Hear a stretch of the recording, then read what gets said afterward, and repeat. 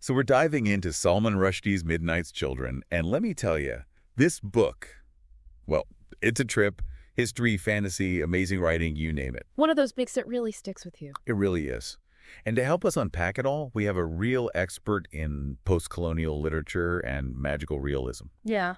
Because you kind of need that with Rushdie, right? Absolutely. Wouldn't have it any other way. Exactly.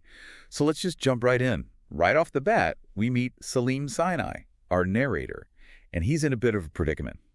It's putting it mildly. No kidding. The guy's literally disintegrating as he tells us his story. Talk about a deadline. Right. But it gets even weirder. This guy, he's got a sense of smell like a superpower. Like he could probably smell what you had for breakfast last week. And get this, he makes chutneys for a living. Not your average chutney guy, I'm guessing. That's Rushdie for you. He throws these incredibly vivid, almost surreal details at you, but there's always a reason. Like Saleem falling apart, it's not just random. It makes you feel how urgent his story is, how he has to get it all out before he's gone. Makes you wonder what's so important about this story, right? Why does it have to be told? Exactly. And then there's the whole nose thing, that delicately gifted olfactory organ, as he calls it. It's really like a metaphor, I think, for his senses being supercharged, totally tuned in to the smells and the feel of India. And speaking of India, even though the book starts with Saleem, he doesn't stay there, does he? He takes us all the way back to 1915 to meet his grandfather, Adam Aziz. So Adam, he's a young doctor, Western trained, goes back to Kashmir, trying to reconnect with his roots. And then things get really weird. I mean, the guy gets a nosebleed, but not just any nosebleed. We're talking rubies and diamonds pouring out of his nose while he's praying. Welcome to Midnight's Children. It's a world where the real and the fantastical are constantly bumping into each other. So this whole magical realism thing, maybe we should break that down a bit. Sure. It's like the magic is just part of life, right? Yeah. Not a big deal. And often it reflects the culture where the story takes place. So Adam's bloody nose full of jewels, not just random weirdness, it means something. Exactly. It makes you see post-independence India in a new light, a country finding its identity, caught between its past and its future. Well, speaking of identity, Adam's definitely wrestling with that. He's stuck between the Western world and his own heritage. Almost like he doesn't fit in anywhere. He even talks about feeling a hole inside himself, like something's missing. And that's where Ty comes in, this old boatman. Now, Ty's a whole other story. Oh, yeah. Quite a character. But he's important to Adam's journey. Absolutely. He's like the living spirit of Kashmir, the part of Adam's past that hasn't changed, a connection to his roots. He's also the one who brings news that kind of sets everything in motion. Yeah. Ghani, this wealthy guy, needs a doctor for his daughter, Naseem. Seems like a good opportunity for Adam, right, to make a name for himself. But it leads to one of the strangest things I've ever read, the whole perforated sheet thing. Oh, yeah, it's classic Rushdie. It's bizarre, right? This modern doctor examining his future wife through a hole in a sheet. It's like he's falling in love with pieces of a person, not the whole person. That's the whole point, though. The sheet, it's like the symbol, a barrier, especially for women in that society. They're seen in fragments, hidden away. It's pretty ironic, though, don't you think? Yeah. Adam, he studied in Europe, exposed to all these new ideas, but he still goes along with this tradition that basically treats women as objects. Exactly. Yeah. It shows how deeply rooted these societal norms are, even for someone who wants to change things. And it really sets the stage for the power dynamic in their marriage.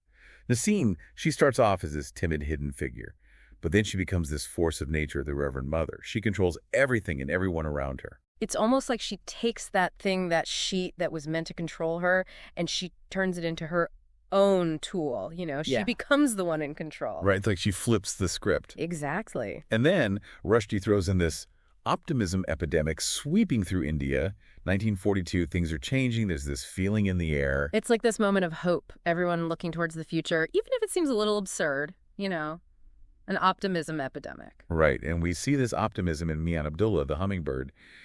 He's fighting against the partition of India. But it's almost tragic, the way his story plays out. The assassination, the dogs, it's brutal. It's like all that hope, that optimism, it just vanishes. And suddenly there's this feeling of fear, of uncertainty. And that's when Nadir Khan, the hummingbird secretary, he shows up at Adam's house. He's on the run, hiding under a carpet. Can you imagine? It's another layer of tension, right? Secrets and fear hiding beneath the surface, like that silence that takes over the Aziz household after Naseem makes that vow. It's like everyone's holding their breath. You can practically feel the tension. Exactly. And then, as if things weren't complicated enough, we have potential suitors arriving for the Aziz daughters. Life goes on, I guess, even with everything else happening. It's like this constant push and pull between the personal and the political. Back again, still swimming through Midnight's Children. And, after those first few chapters, it's really amazing how Rushdie can make those personal stories, like what's happening with the Aziz family, feel just as important as everything going on in India at the time. It's like their lives are reflecting the whole country right on the edge of independence. Exactly. And you see it especially with these guys who show up to court, the Aziz daughters. Each one's like a different piece of the puzzle, adding even more drama to the family. Right, like Major Zulfikar, this kind of awkward military guy who falls for Emerald, the youngest daughter. It's not your typical love story. Not at all. But it makes you think about how society's changing, who has power now. Absolutely. And Emerald, she's sharp. She sees something in him, maybe that ambition, that drive. Definitely. And then there's Ahmed Sinai, total opposite, divorced, businessman, goes after Aliyah, the oldest. He's that new India focused on money and status. But Reverend Mother, she's not having it. Not one bit. You can tell she doesn't approve at all. All that silence just makes it more intense. For sure. It's that clash of old and new, tradition versus modern life. Totally. And then you've got Mumtaz, the middle daughter, completely different. She's drawn to Nadir Khan, the poet, hiding out in their house. It's like she finds a kindred spirit in him, someone who understands what it feels like to be out of place. Yeah, especially with all that's going on around them. Yeah. And the way their relationship unfolds, all quiet and hidden away from Reverend Mother. And of course, Reverend Mother always finds a way to know. That scene where she's in Mumtaz's dream, seeing everything. So Rushdie. It's brilliant, though, right? The way he uses that magical realism to show you what's going on inside Nasim's head. Yeah. She wants to protect her daughters, control their lives, even if it takes magic. So we're at the end of these first few chapters, and man, I'm hooked. You've got this whole world opening up, all these characters, love, loss, and history crashing together. And we haven't even gotten to Saleem's birth yet. This is just the beginning. I mean, it makes you think, why start with the grandfather's story? Why is that so important for Saleem to tell us? It's all connected, Fate, family, finding your place in the world. Those themes, they're going to stick with us. Absolutely. Well, we've only scratched the surface of Midnight's Children. This book will make you think. It will surprise you. Heck, it might even make you question everything you thought you knew about storytelling. Don't rush through it. Savor the details, because every smell, every taste, every little thing matters in this book. It all adds up to something bigger. Exactly. That's the magic of Salman Rushdie. Thanks for joining us, and until next time, happy reading.